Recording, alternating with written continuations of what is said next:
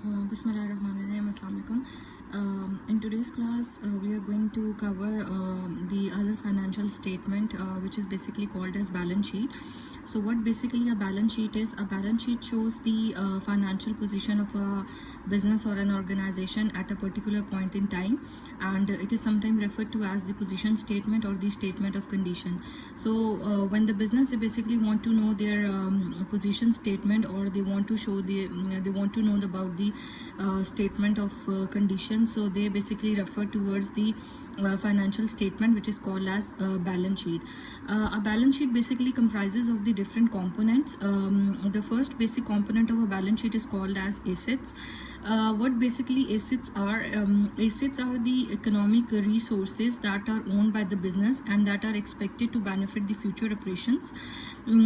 Basically, assets are all those resources that a business own and that are likely to benefit the business in their future, and they're likely to benefit the business in their current position as well.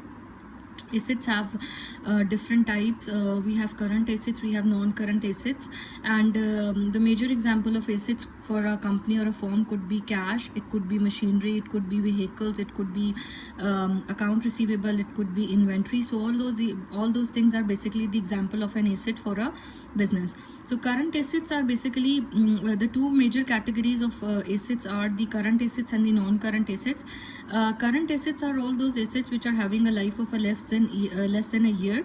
They include cash, account receivable, inventory, and other assets convertible into cash. So all those assets which are having a life of less than a year, and that those assets which could be easily convertible into cash are referred to be as over current assets. They include over cash, they include over account receivable, they include over inventory, and so on.